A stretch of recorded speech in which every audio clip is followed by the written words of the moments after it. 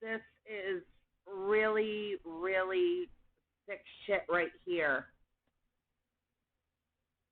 Somebody on Twitter,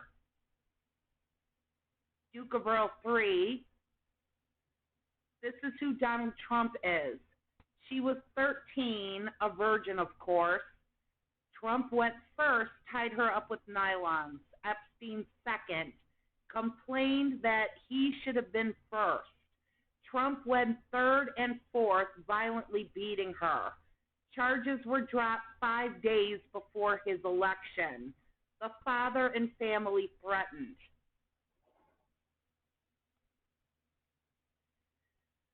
This was filed on October 3rd of 2016 in the United States District Court, Southern District of New York. Jane Doe proceeding under a pseudonym as the plaintiff versus Donald J. Trump and Jeffrey E. Epstein, with a jury trial being demanded. Complaint for rape, sexual misconduct, criminal sexual acts, sexual abuse, forcible touching, assault, battery, intentional and reckless infliction of emotional distress, duress, false imprisonment, and defamation. This is the official, original general complaint which was filed on behalf of Jane Doe, who was one of the children who was sexually assaulted after being flown to Epstein Island with Trump as a client. So let's read this, shall we? Plaintiff Jane Doe, proceeding under a pseudonym, brings this action against Donald J. Trump and Jeffrey E. Epstein, alleging that plaintiff is an individual residing in and a citizen of the state of California.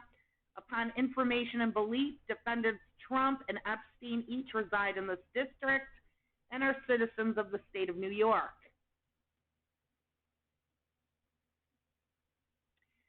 Court has original subject matter jurisdiction with respect to this action, as there exists complete diversity of citizenship between plaintiff and defendants, and the amount in controversy exceeds $75,000, exclusive of interest and costs.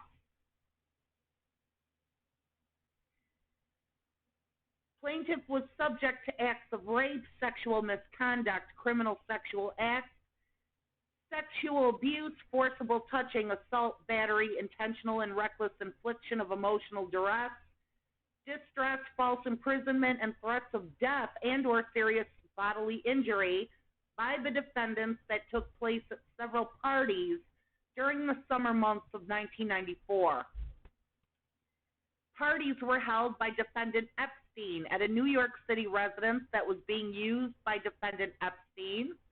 During this period, plaintiff was a minor of age 13 and legally incapable under New York law of consenting to sexual intercourse and other sexual contacts detailed herein. The rapes in the first, second, and third degrees, sexual misconduct, criminal sexual acts in the first, second, and third degrees, sexual abuse in the first, second, and third degrees, forcible touching, and on information and belief, predatory sexual assault detailed herein are unlawful under New York law, Penal Code 130.20, 130.52, and 130.55 to 130.65, and on information and belief, 130.95, and constitute the torts of inter alia, assault, battery, false imprisonment, and intentional or reckless infliction of emotional distress, including threats of force and serious bodily harm under New York law. Plaintiff, while a minor, was victim of these violations, suffered personal injury as a result of such violations. Declaration of Plaintiff Jane Doe, Exhibit A, Tiffany Doe, Exhibit B, Joan Doe, Exhibit C, Jane Doe, Tiffany Doe, and Joan Doe are each pseudonyms as each woman wishes anonymity. Tiffany Doe, a witness, was an employee of Epstein. Jane Doe, a witness, was childhood classmate of plaintiff, who in the 94-95 school year was told by plaintiff that plaintiff was subject to sexual contact by the defendants at parties in the summer of 94. Courts have discretion to allow proceeding anonymously where the need for privacy outweighs the public's interest in knowing their identity and any prejudice to these defendants. Litigation involves matters that are highly sensitive and of a personal nature. Identification of the plaintiff would pose a risk of retaliatory physical harm to her and others. All of the 10 factors that the Second Circuit Court articulated as relevant to this analysis favor anonymity.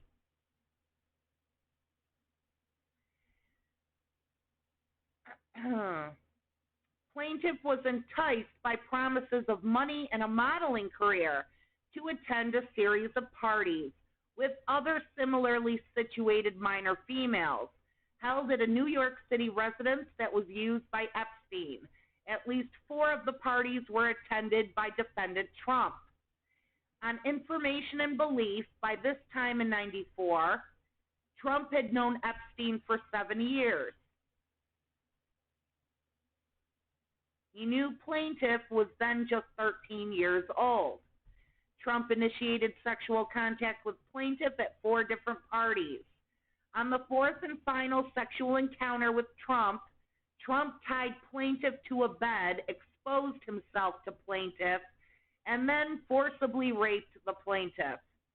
During the course of this savage sexual attack, plaintiff loudly pleaded with Trump to stop, but with no effect. Trump responded to her pleas by violently striking her in the face with an open hand and screaming that he would do whatever he wanted. Immediately following the rape, Trump threatened the plaintiff that if she ever revealed any of the details of the sexual and physical abuse of her, she and her family would be physically harmed if not killed. Epstein had sexual contact with the plaintiff at 2 of the parties. The second sexual encounter with Epstein took place after the plaintiff had been raped by Trump. Epstein forced himself upon plaintiff and proceeded to rape her anally and vaginally despite her pleas to stop. Epstein then attempted to strike her on the head with closed fists while he angrily screamed at the plaintiff that he, rather than Trump, should have been the one who took her virginity, before she finally managed to break away from him. Threats of violence against plaintiff and her family continued, this time from Epstein, who reiterated that plaintiff was never to reveal any of the details of his abuse of her or else. Specifically, she and her family would be seriously physically harmed if not killed. While still under threats of physical harm by coming forward and having no reason to believe that the threats have ever been lifted or would be lifted, plaintiff, suffering from stress, emotional distress, mental pain, and suffering, among other problems ever since the assaults, was subjected to daily painful reminders of the horrific acts of one of the perpetrators, Trump, via mass media coverage of him starting on or about June 16, 2015, that became continuous and unavoidable. As a direct and proximate result of the sexual assaults and rapes perpetrated by them, she has suffered stress, emotional distress, mental pain and suffering, as well as adverse physical consequences. Plaintiff has suffered physical pain and suffering. Plaintiff has been subjected to public scorn, hatred, and ridicule, and has suffered threats against her life and physical safety. Plaintiff has incurred special damages, including medical and legal expenses. These assaults and rapes perpetrated were intentional acts. Conduct of the defendants demonstrates willful, reckless, and intentional conduct that raises a conscious indifference to consequences. Plaintiff shall amend her complaint to assert a claim for punitive damages against defendants in order to punish them for their actions and to deter defendants from repeating their conduct.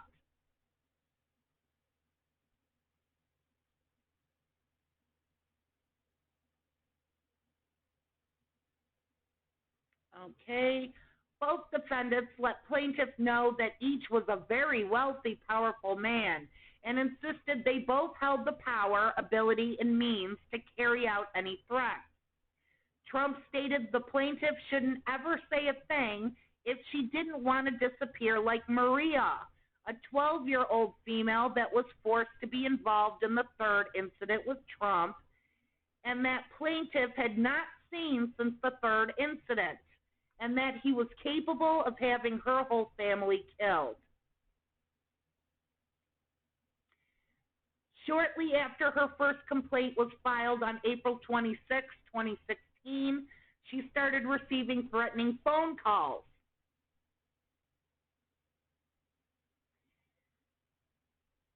Blah, blah, blah. No statute of limitations.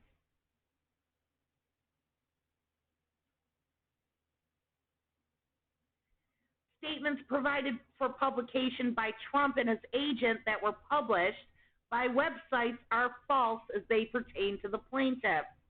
Published statements are libelous on their face and expose plaintiff to hatred, contempt, ridicule, and obloquy. Plaintiff has suffered loss of reputation, shame, mortification, and injury to her feelings, all to her damage in an amount to be established by proof at trial. Publications were not privileged because they were published by Trump and his agent with malice, hatred, and ill will towards plaintiff and their desire to injure her.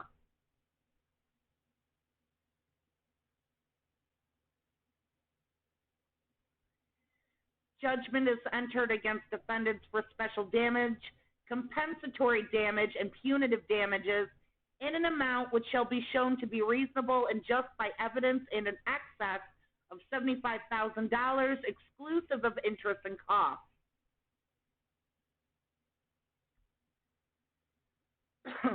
Costs of this action assessed against defendants, including all reasonable attorney's fees, costs and expenses of this action, order of protection in favor of plaintiff and all associated be issued so as to protect them from harm and harassment from defendants, their agents and associates, such other and further relief as the court may deem just and proper.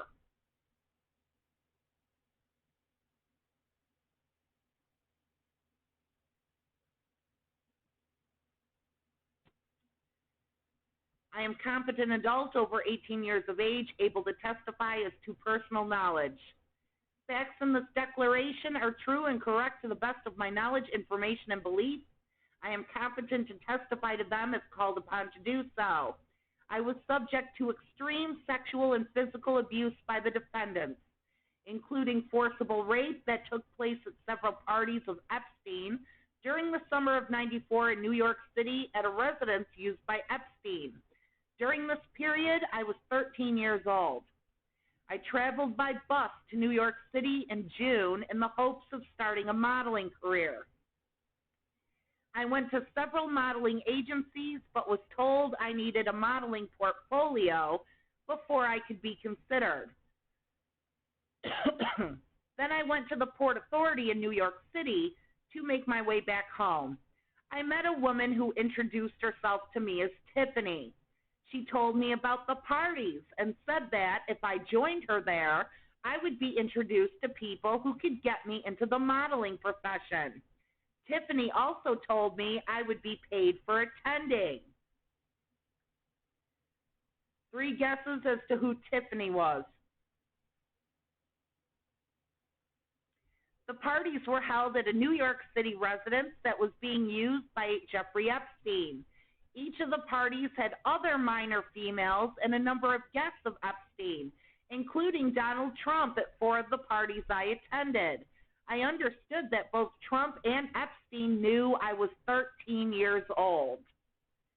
Trump had sexual contact with me at 4 different parties in the summer of '94. On the 4th and final encounter, he tied me to a bed, exposed himself to me, and then proceeded to forcibly rape me. During this attack, I pleaded with him to stop, but he would not. He responded to my pleas by violently striking me in the face and screaming he would do whatever he wanted. He threatened me that if I ever were to reveal any of the details of the sexual and physical abuse of me, my family and I would be physically harmed or killed. Epstein had sexual contact with me at 2 of the parties that summer. On the second occasion, he forced himself on me and proceeded to rape me vaginally and anally despite my pleas to stop. He attempted to strike me on the head with closed fists while he angrily screamed at me that he should have been the one to screw me first, not Trump, before I finally managed to break away from him. Immediately following, just like with Trump, Epstein threatened me never to reveal any of the details of his sexual and physical abuse of me, or else my family and I would be harmed or killed. Both defendants let me know that each was a very wealthy, powerful man and indicated that they had the power, ability, and means to carry out threats. Trump stated I should never say anything if I didn't want to disappear like Maria, who was a 12-year-old female forced to be involved in the 3rd incident with Trump, and I had not seen since that 3rd incident, and that he was capable of having my family killed. The fear it has instilled in me has not subsided. Making matters worse, I was subjected to daily painful reminders of the horrific acts via mass media coverage of him starting last summer that over a short period of time was continuous and unavoidable. As soon as I surfaced, I began receiving threats. Shortly after my first complaint was filed in California on April 26, 2016, I started receiving threatening phone calls on my cell phone.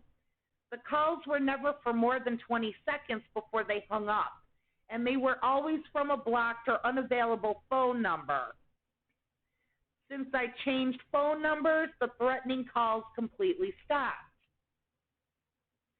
I believe the identification of me would pose a risk of retaliatory physical harm to me and the others. I have no reason to believe that the defendant's threats have ever been lifted or will ever be lifted, so I request that the court issue an order protecting me and my family from harm and harassment.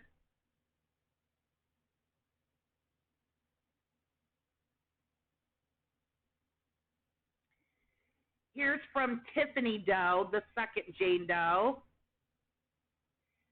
Originally met Epstein in 1990 when I was 22. I attended a series of parties in that same year where I was paid to entertain guests of Epstein. I was promoted to occupation of party planner. My duties were to get attractive adolescent girls to attend these parties. I was hired by and paid directly by Epstein from 91 to 2000 to attract adolescent women to attend these parties, most of which were held at the Wexner Mansion. In June 1994, while performing my duties as a recruiter, I met a 13-year-old girl, the plaintiff in this matter, at the Port Authority in New York City, who said she had come to New York to start a modeling career. I persuaded her to attend a series of parties for Mr. Epstein.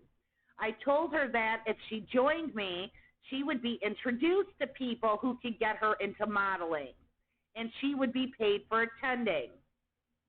I personally witnessed the plaintiff being forced to perform various sexual acts with Donald J. Trump and Mr. Epstein.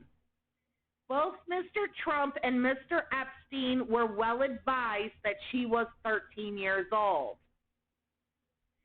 I personally witnessed 4 sexual encounters that the plaintiff was forced to have with Mr. Trump. The 4th of these encounters where he forcibly raped her despite her pleas to stop.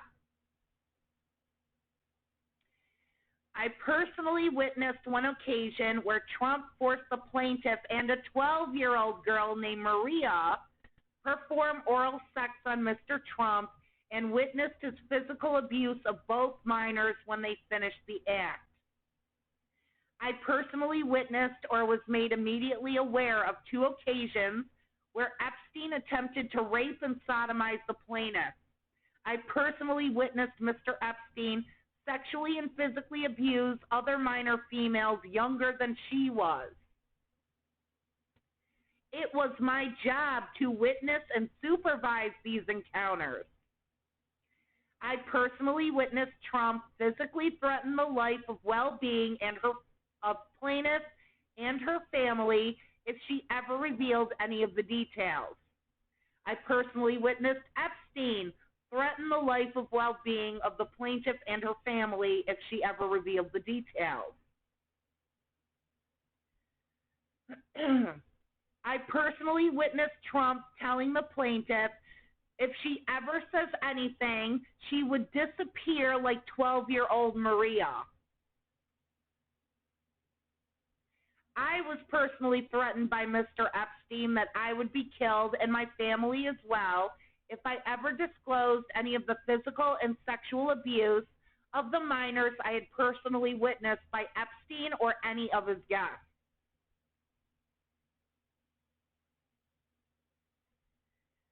I'm coming forward to swear to the truthfulness. I swear to these facts, even though I fully understand the life of myself and my family is now in grave danger.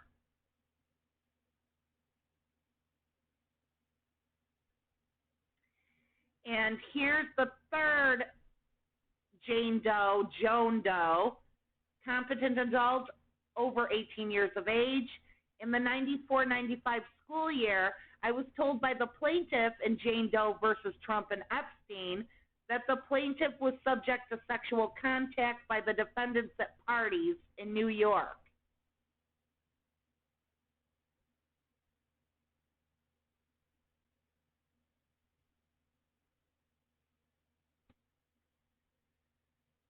Amazing.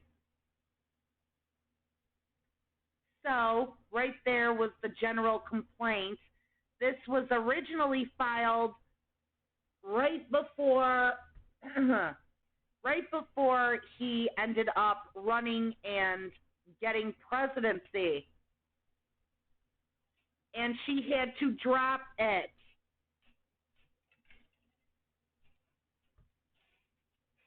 And not because she wanted to. So now they're bringing it forward again. Here's the case number if anyone wants it. Case 116-CV-04642. So you can read it for yourself if you want, although I just did.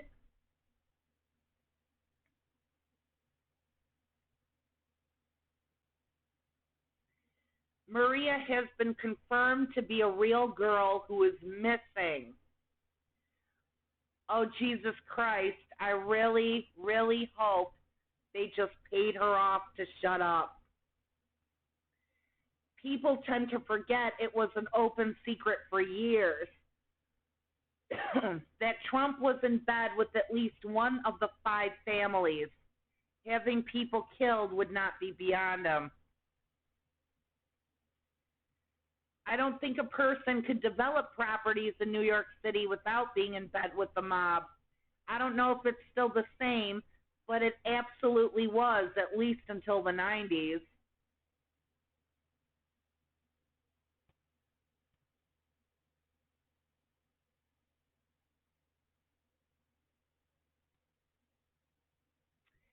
Being a major force in New York real estate through the 70s and 80s, I'd be shocked if any of them weren't significantly connected to organized crime. At least not those that were so rich at the time they could operate above them. Trump organization wasn't that rich back then.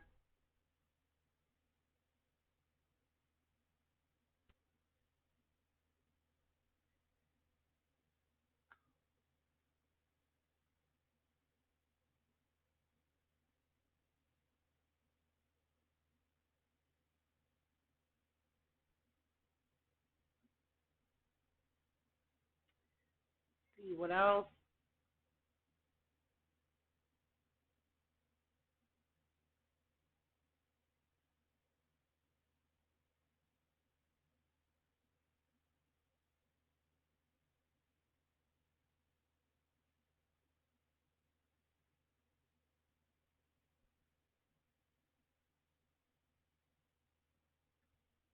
Ah, that's funny.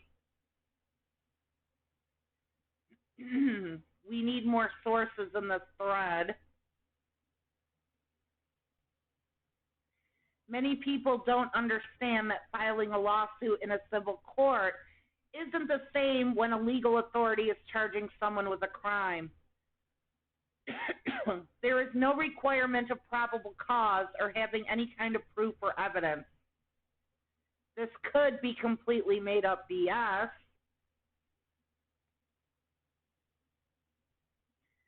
Okay, honey.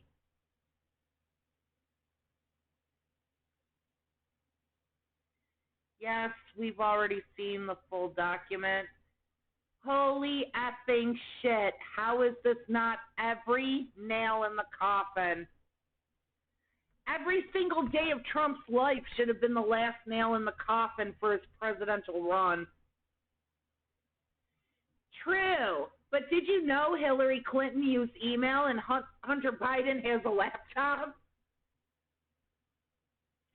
The whole look at the shiny method of political strategy has been mastered with the GOP. These are the things we're concerning ourselves with, not whether 0.5% of the population might piss in a toilet or a urinal. Well, we hate America, apparently, and we're actually the real consumers, not this filth.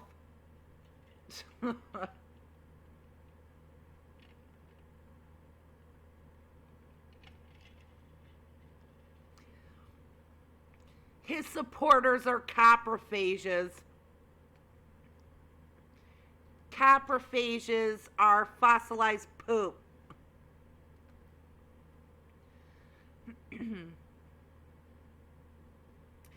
Well, who cares? Obama held a cup of coffee while saluting the flag.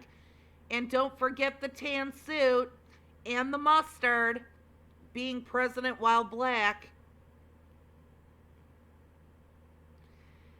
You know, these people are every single evil they have ever accused everyone else of being. I just call them pedojectors to save time. Every time you bring this up to a Republican, they'll say lawsuits are just people making up lies to get money. Well, of course, because that's what people like Trump do. Isn't Trump the one with like over 500 slap suits against people? Again, you're proving the point. Every accusation is a confession. Shitheads think everybody thinks like they do. They would file a suit or a countersuit to try to push the blame onto other people, to get it off of themselves. So of course they're going to say this.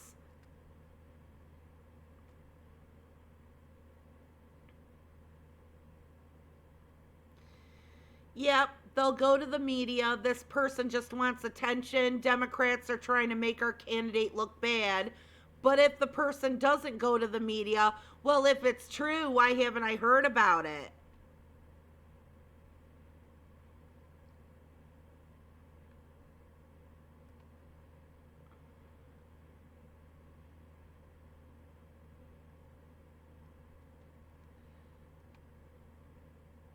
Imagine if Epstein didn't commit suicide.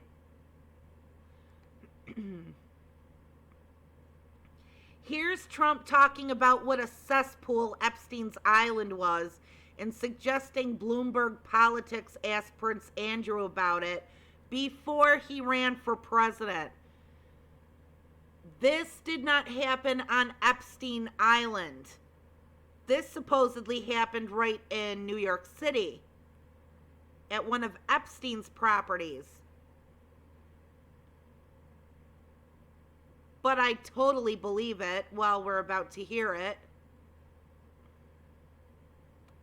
Very rough on Mrs. Bush. That was tough stuff. That was nasty.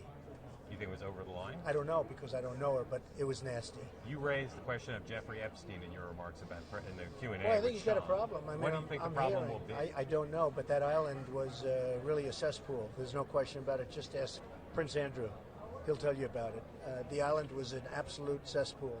So, the Clintons are friends and he's of been yours, there right? for many times. The Clintons are friends well, of I yours. can't say friends, but I know You're them. friendly. You know them. They play at my clubs a lot. I have clubs, and everybody likes to play at my clubs. Are you saying there's a political problem for her if she runs for president?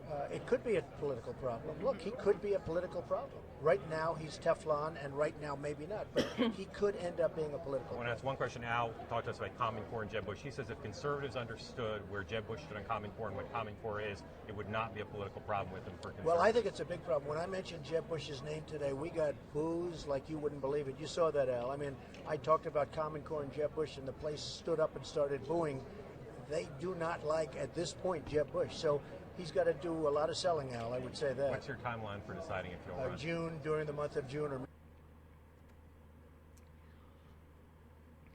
So, Epstein Island was a total cesspool, right?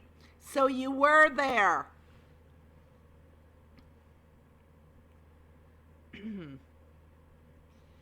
I thought Epstein Island was just where he brought wealthy people to bang minors. You know, because it's like out past international waters or something like that. If it's such a cesspool, so you were there. So you were close with Epstein. He took you to his exclusive private island. That's very interesting.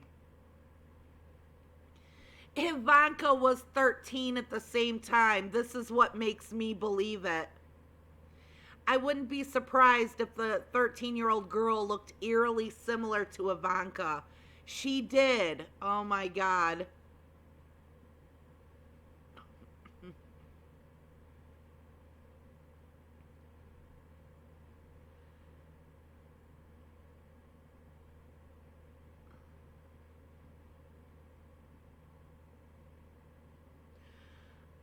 Oh, that's her.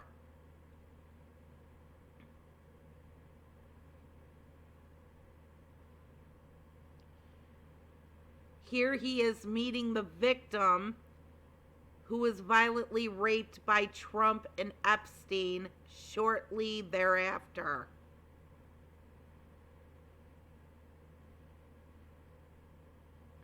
Plaintiff was enticed by promises of money and a modeling career to attend a series of parties with other similarly situated minor females held at a New York City residence used by Epstein. At least 4 of the parties were attended by Trump. By this time in '94, Trump had known Epstein for 7 years. They both knew the plaintiff was 13 years old. Trump initiated sexual contact with the plaintiff at 4 different parties.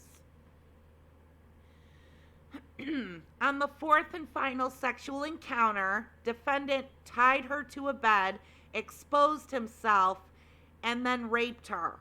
During the course of the attack, she loudly pleaded with him to stop, but with no effect. Trump violently struck her in the face and screamed that he could do whatever he wanted. Trump threatened her and her family, let her know that they were both very wealthy. She shouldn't say anything if she didn't want to disappear like Maria. Maria had not been seen since the third incident. Well, yup, she does fit the general description. Blonde, blue eyes.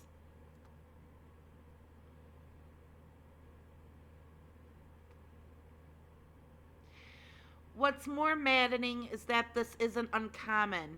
Those with power in the country are prime cinematic of human trafficking of children, and nobody stops them.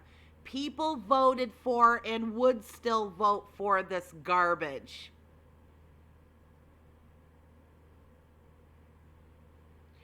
I've said it before. Being ultra wealthy is like living life with cheat codes turned on. Nothing any normal person has to deal with affects them. Private jets, all the food you want, absolute best health care the whole planet has to offer, no worries about anything. Living like that for so long gets boring for them. They do whatever they want with no consequences, so what would one do with that kind of power? They will try to see just how far they can take it.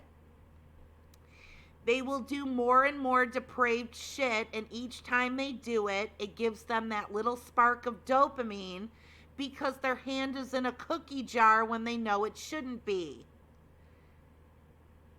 Might start as a rich person just shoplifting or something, but the extreme end of the spectrum is like Epstein and his little pedo island.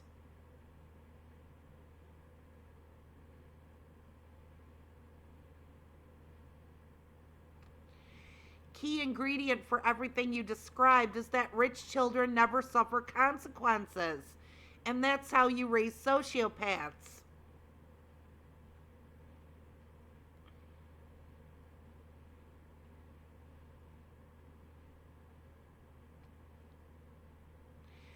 People are psychotic Trump voters. If there was live footage of the incident, the psychopathic Trump voters would find an excuse. They'd actually lament it wasn't themselves brutally exercising power over others.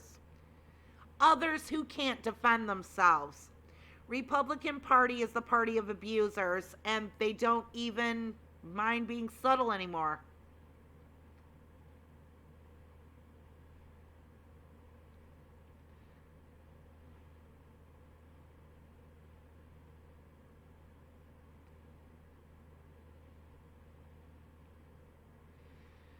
People attempted a coup for this man.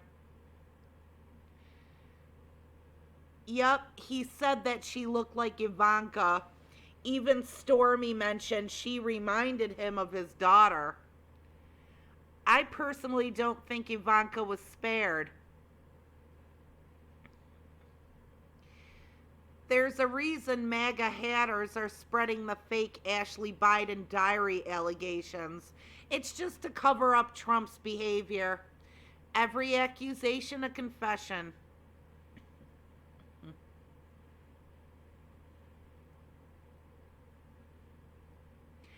I would have zero problem believing Trump molested Ivanka.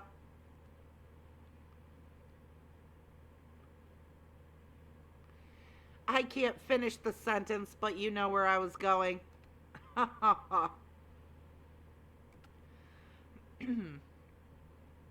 I seriously doubt that orange ape had any qualms about raping his own daughter. Wouldn't surprise me in the least if she eventually comes out about it when he's dead and she has her hands on whatever money he had left to his name.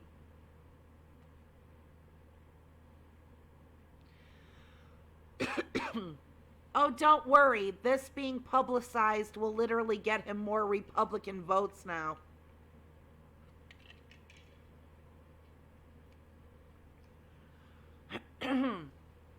Because Republican conservatives want this sort of thing to be legal. They want a world where white men can do whatever they want.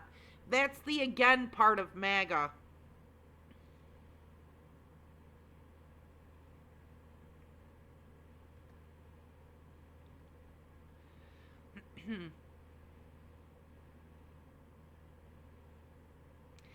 They miss abusing child brides and burning black people at the stake with a cold one in hand.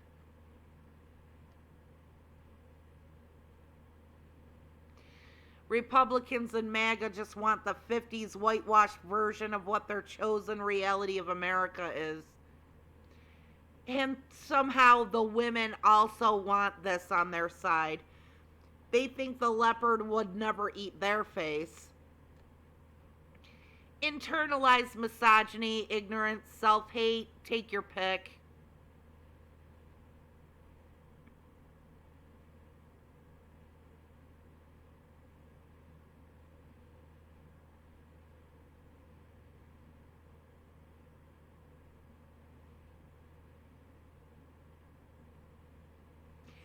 They've literally dismissed this as fake for years because she dropped the charges.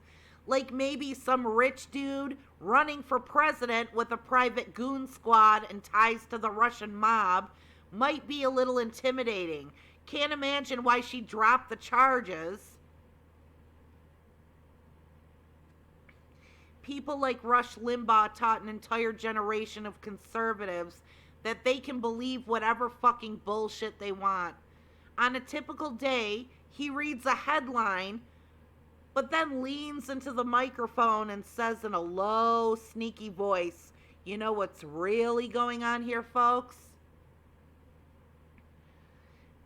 To be frank, Christians are a very easy mark because they've already proven capable of convincing themselves that fairy tales exist in order to fit into certain social structures. You see, the difference with me, a normal, sane person, is I don't feel an urge to rape 13-year-olds. I also don't feel that MAGA prosecutors would cut me a break if they thought they could convict me of raping a 13-year-old. MAGA wants a world where connected men like Trump can do whatever they want, and peons will have to take the abuse the state heaps on them. That would mean all of them. I think that's what really confounds people the most. Is that when they fight for this type of shit, when they fight in favor of people like Trump, they're fighting for all the rest of themselves to have less rights.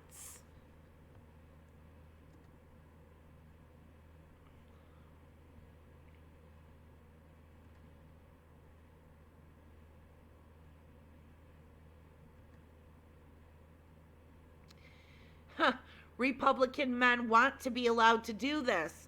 And all these batshit Republican women keep telling themselves it would never be them because they're the good women. It's sad and evil all at once. Yup, they'll cling to the delusion that so long as they follow the rules, they'll be safe. So they can blame other women for existing and lean right into the perks of a white supremacist culture.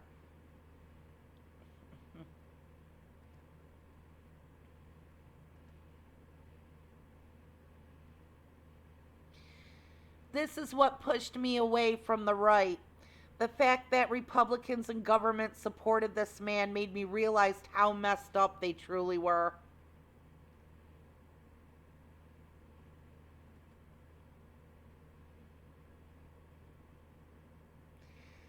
Jesus Christ, I just vomited in my mouth. That poor child, I hope she gets justice. She won't.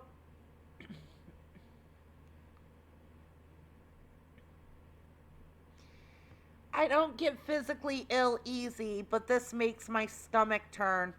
Two men in their 40s forcing themselves on a 13-year-old girl without a shred of remorse. And one of them had children her age at home. One of them became fucking president with millions of devoted followers hanging off his every word. And he's gotten off scot-free because daddy was rich.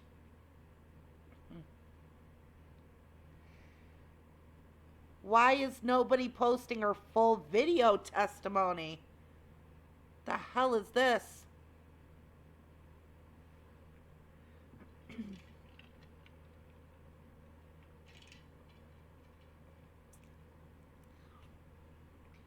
Well, of course it's being squashed by right-wing media.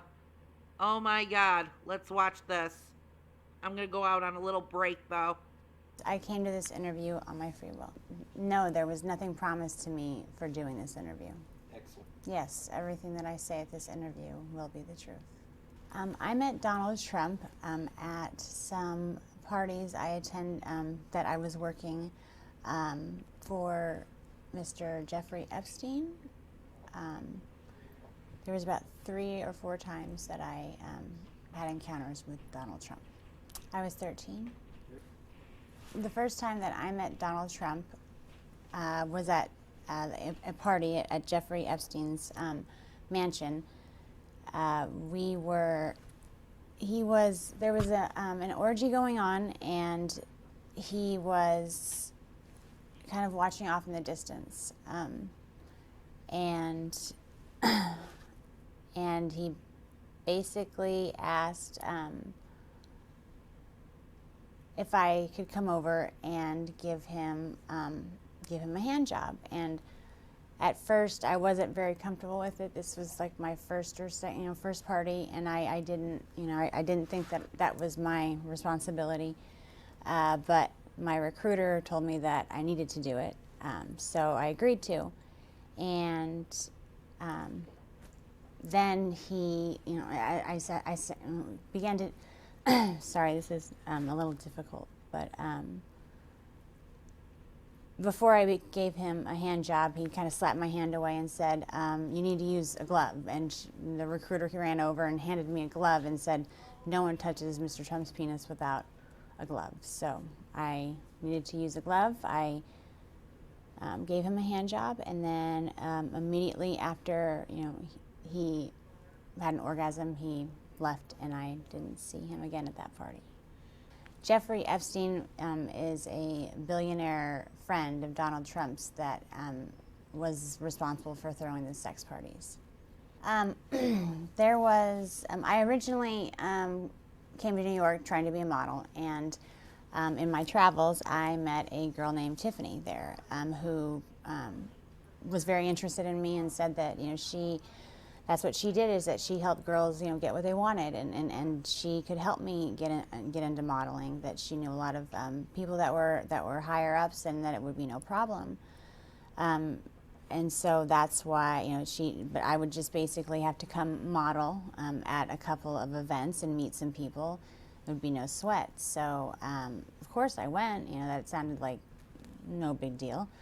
And she was recruiting the girls to come to these parties, and they all looked. Most of them were, my age. There was, maybe a couple girls that were maybe 14 or 15, but it seemed to me like we were all very young. So, okay.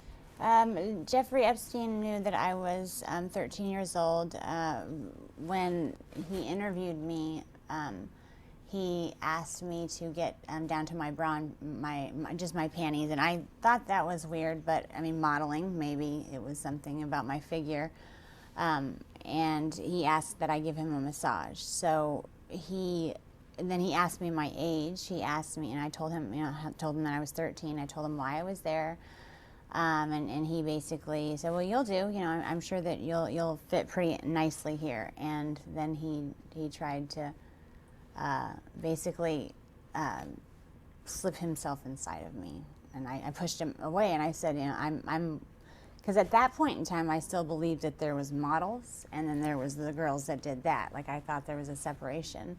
So I told him that I wasn't interested in that, but he said that I would do. And as far as Donald Trump, he knew that I was 13, and I believe that Tiffany told him he seemed to take a liking to me because I was I was so young, and I was also a virgin. So I don't know. It seemed like he wasn't really into having girls that were liked by the other guys. He kind of, the whole glove. He kind of liked things to be his first. If that, for lack of a better term, but he was the one who wanted to get to a girl before everyone else did.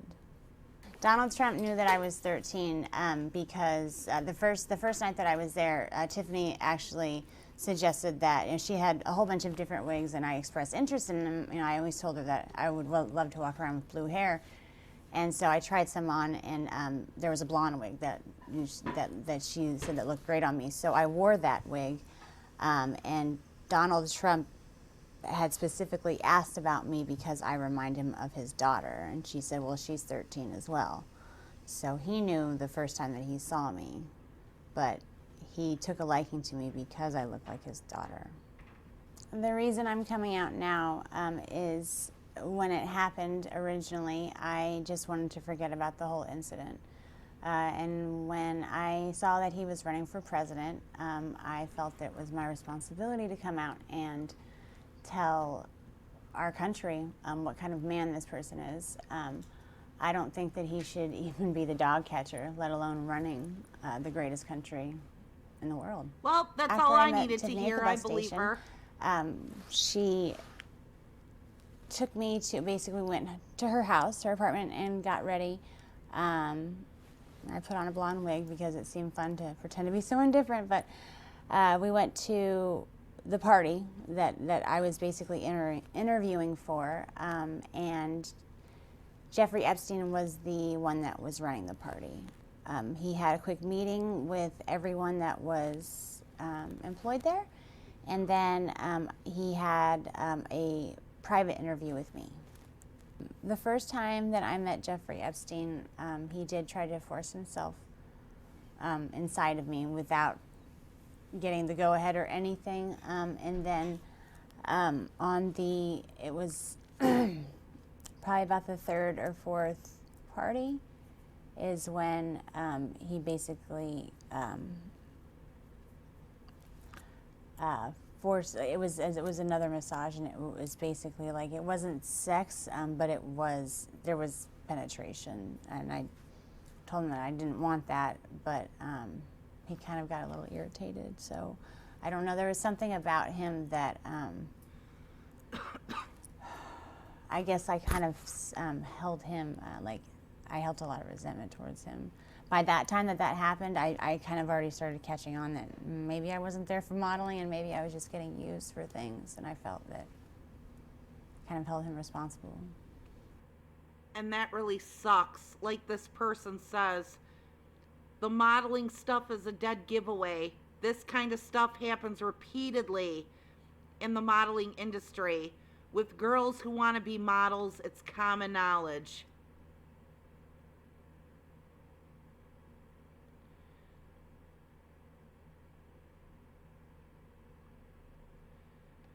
Jesus Christ, disgusting to see so many people calling her a liar. She's too fidgety. Her body language is wrong. How many times have you been raped? Being a rape victim myself, talking about it is one of the hardest things you could ever do. It's a million times more difficult when you're 13 years old and your rapist is a person of power and wealth. Doesn't matter whether you believe her story or not. You need to remember to take it seriously. Treat her with respect.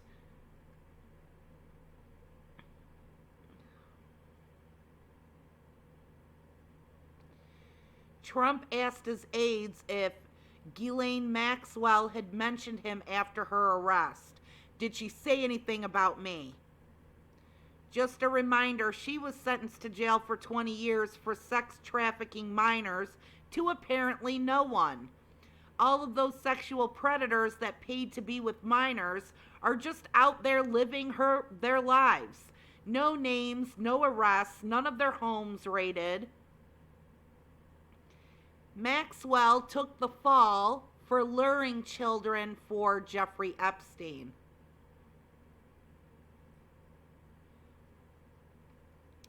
I lived in Palm Beach County in the 80s. I was in high school. A friend told me about the party she was going to with older men. She named Trump, Epstein, told me about boat rides, the island.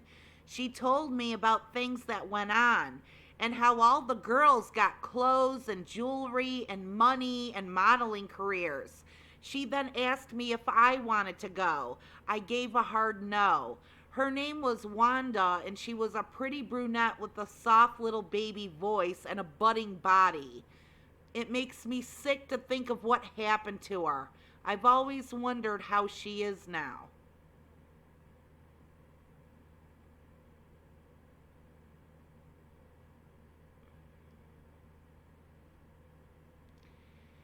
Nothing was called out. Are we going to act like it was impossible for Epstein to travel in the 80s because his home wasn't there? Imagine giving the benefit of the doubt to Jeffrey fucking Epstein.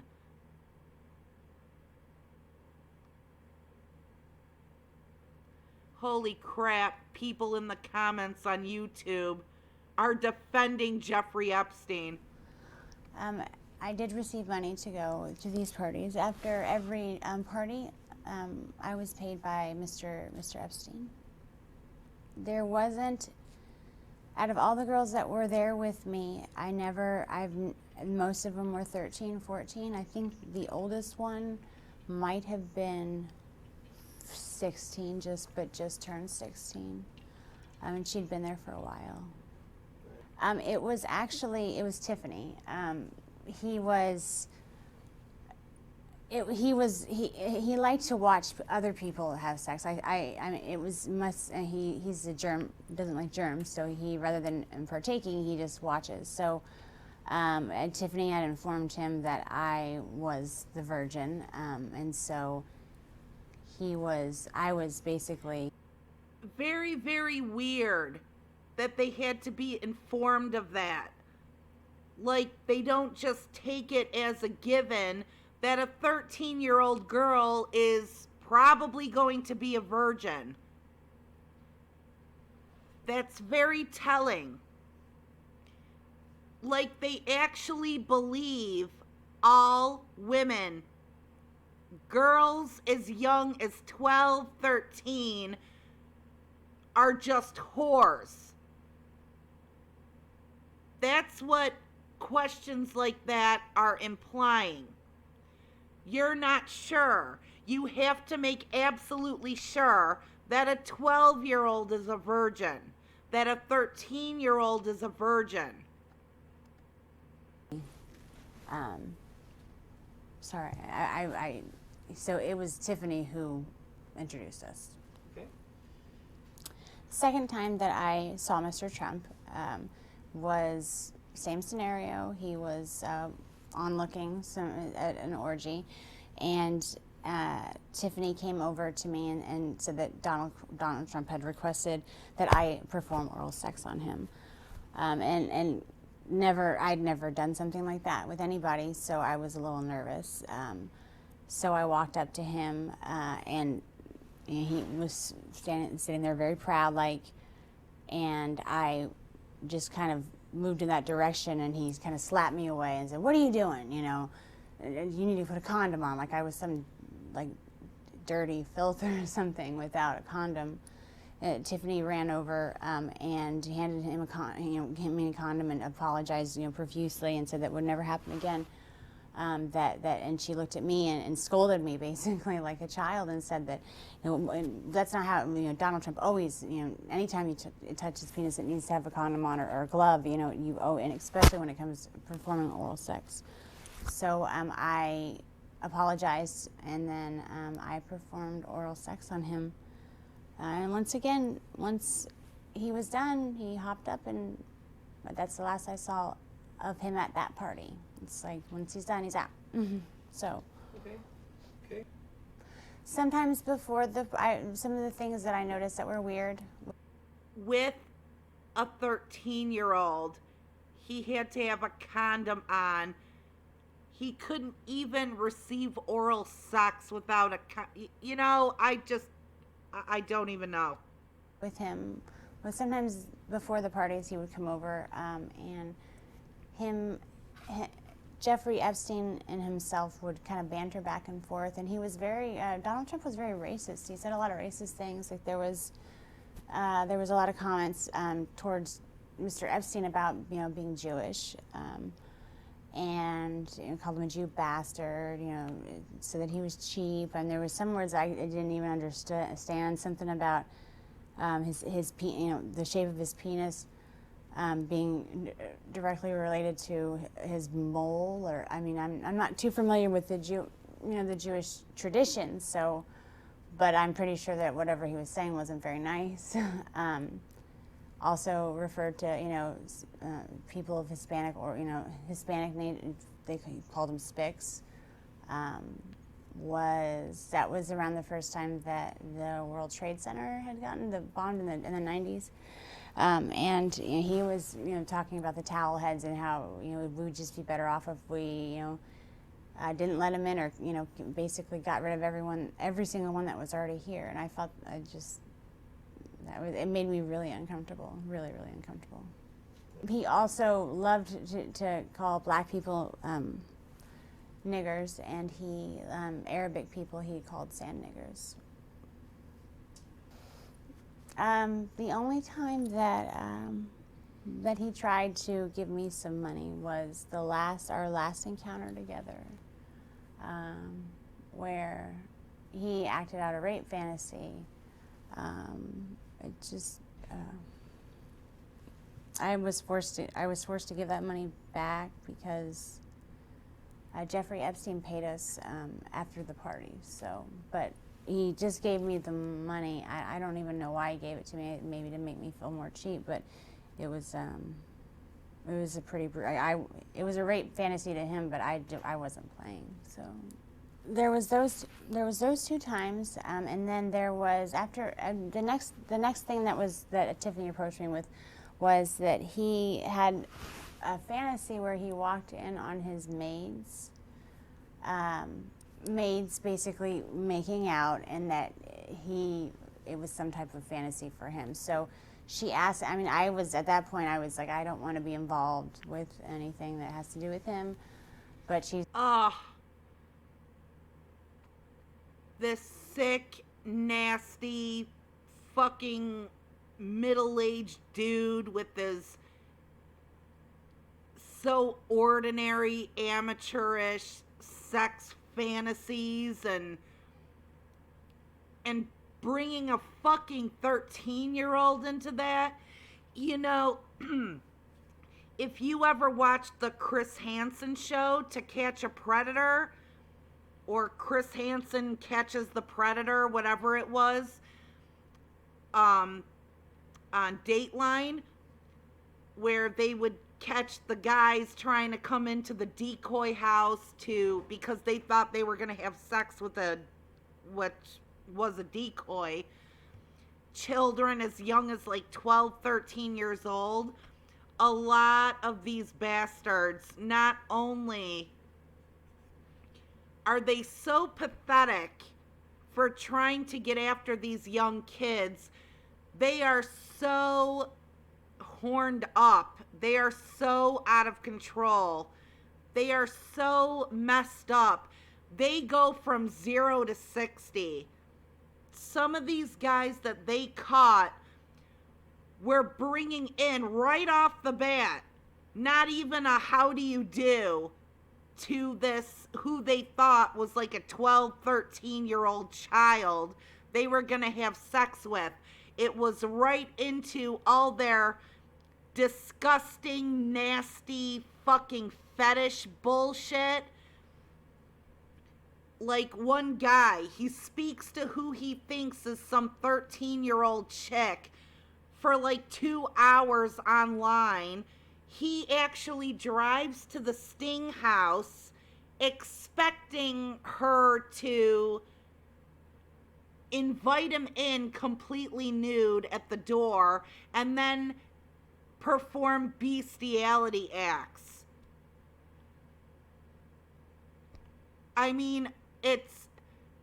This is what makes me believe her even more.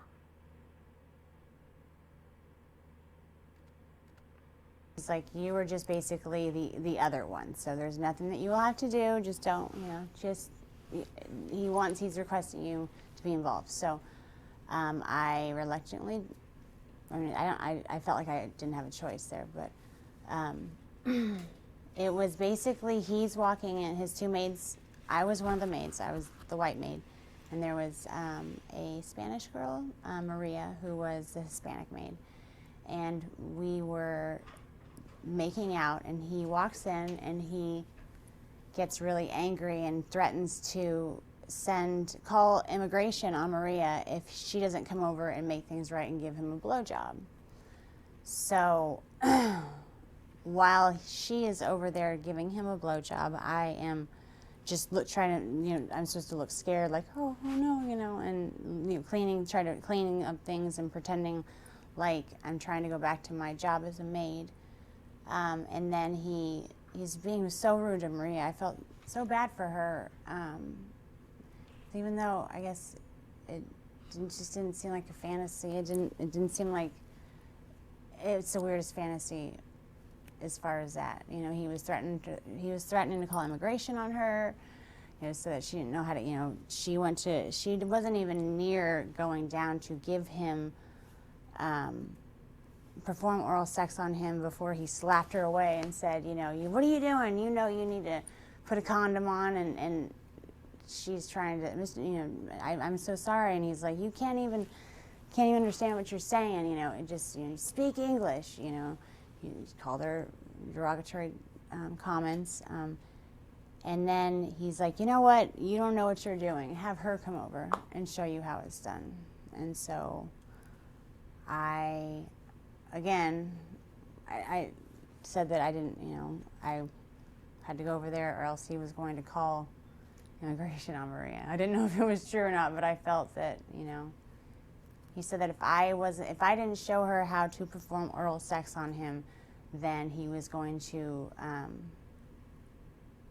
call immigration on her and then get rid of us both. It was anything that was in relation to him getting off or being satisfied or happy had to do with him being in power, but extreme power, and it's very hard to even. It was always intimidating when he was like that. It was always, you didn't really know if it was true or like if you refused to play along, would he really call immigration on Maria? Would he really get rid of us both? And I didn't even want to know what that meant. I always didn't. It wasn't a game. It just felt like it wasn't a game. Yeah. The one night that I had the blonde wig on, he mentioned that I looked like, that I reminded him of his daughter. And actually the maid fantasy, I didn't have a blonde wig on. I was trying to stay away from blonde wigs at the time. But he actually told Tiffany that that's what he wanted me to wear. Like, he wanted it, and anytime I put it on, anytime I had it on and he'd see me, he would say, oh man, you look, and it wasn't like oh, you remind me of my daughter. It was this sick, evil, like, you remind me of my daughter. It was just this weird pleasure, sick smile. Like, I don't even want to know what he was thinking about. I could imagine what he was thinking about. After the parties would end, we were to report to Mr. Epstein and basically tell him everything that happened, with who, what they liked, what they disliked, if there was any requests, if there was any talk about anything. That's what, we told Mr. Epstein everything. And then he paid us, and then we got to go home. And most with me, I would either, I normally got taken to the airport, so to go back home. The fact that Trump has a chance to be the next president makes me feel disgusting inside. I've always been proud to be an American. I think we live in a beautiful country, but I just see him ruining everything. He's a horrible, what he portrays on the outside isn't even that great, but people don't even know the half of how evil, how sick and twisted that man is. I have a friend that's been my friend ever since the school year that I stopped going, the 8th grade. I confided her, and she knows all about it. She knows everything. I mean, I destroyed everything of, any planes. I couldn't risk my dad finding. And this really sucks too. I know it was the early 90s. People were less aware, but what do you say, especially after they reached adulthood? This person who was told all this shit and never did anything, never said anything that could help this victim and other victims. What the hell kind of a friend is that? I don't get it at all. Well, anyway, I won't play the rest of this interview. It is called Katie Johnson's Full Testimony of 2/11/2016, and it's by Scott Dybiak on YouTube. So there's about 10 minutes left of it, but frankly, I'm getting far too pissed off. The more details she reveals, the more pissed off I get. What really sucks the most here is that a lot of people are already saying that he will probably never face justice for this. I hope he does. This might be the thing, at least maybe it would be for me, that would determine for me whether or not there is any hope for our justice system.